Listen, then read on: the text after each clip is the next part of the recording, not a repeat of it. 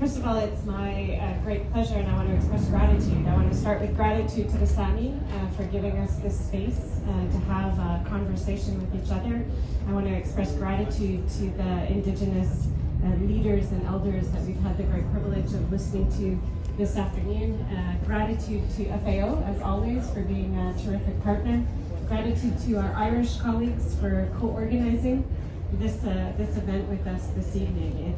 It's a great honor and privilege for me to be here as Canada's representative to not just the United Nations, but also to Italy and several other countries within the region. It's always my great pleasure to be with Ken, whom I have known, my goodness, Ken, for at least 2 decades. And so, you know, I always learn from Ken and have had the benefit of learning from Ken's wisdom, and there's reciprocity in that to start. What I thought I would just touch on is a little bit different from what we've heard so far, but maybe to give you the sense from what the Government of Canada does here and how that exemplifies reciprocity. And it's part of our commitment at the Embassy of Canada to the path of truth and reconciliation, of which reciprocity is a part.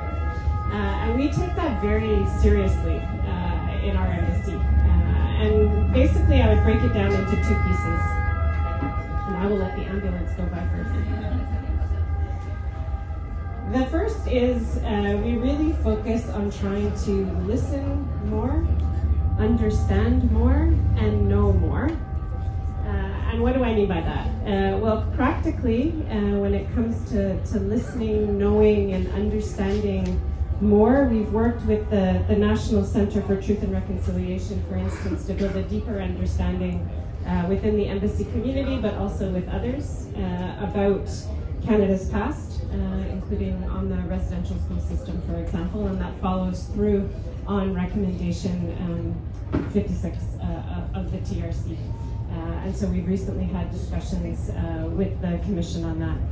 We've had discussions also with Indigenous peoples about artifacts, which are here in parts of Italy.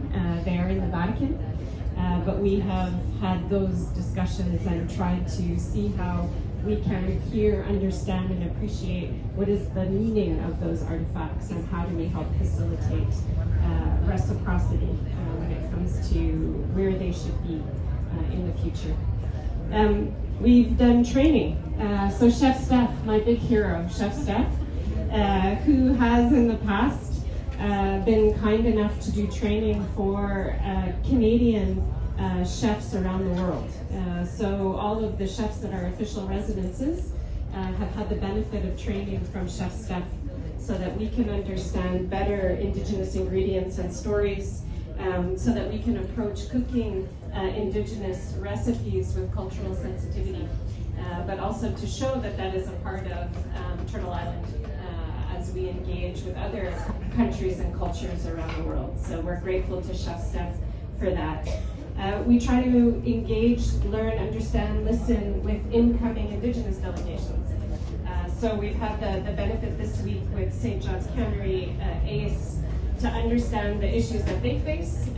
In particular, if I pick up on Ken's point about fair share, to make sure that Indigenous peoples and those that I have a unique responsibility to be engaged with have access to international markets, for example, and so have been really working hard to try to promote that space and access. Which links with the second thing that I wanted to touch on, which is in addition to listening, understanding, and knowing, that should lead to the second part, which is doing. And we should do more. And so what does that mean for us practically?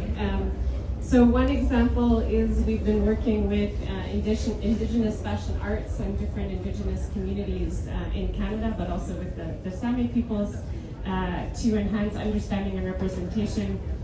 And so this was new to me, is fashion. Milan Fashion Week is something that the embassy has worked with Indigenous fashion designers to bring them into the global value chain, but also to make sure that the fashion industry better understands Indigenous ways of doing and is respectful of Indigenous ways of doing. And what does appropriation mean as well. And so that is something that we have been working on over the past several years. We try to make sure that we're integrating Indigenous food systems into our discussions at the World Food Programme and also here at the FAO, where we've had the pleasure of collaborating with our colleagues in FAO. We've been exploring this year opportunities on labeling, analysis, and certification of Indigenous foods and ingredients. This is something that has also been discussed this week. And so hopefully that will be a conversation that we will take forward over the course of the next several months.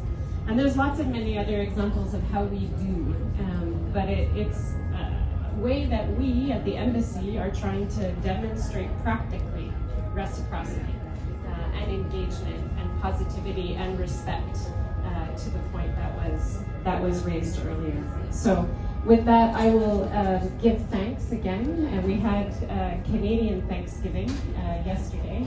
I know all of us were working, but that is usually for us a moment to reflect on what we have, what our relationships are with one another, to break bread with people that we love and respect and admire. And so I'm looking forward to doing that this evening as well with the extraordinary spread that has been prepared for us by Chef Steph. Miigwech.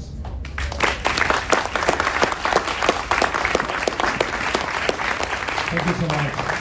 Thank you so much, Excellency.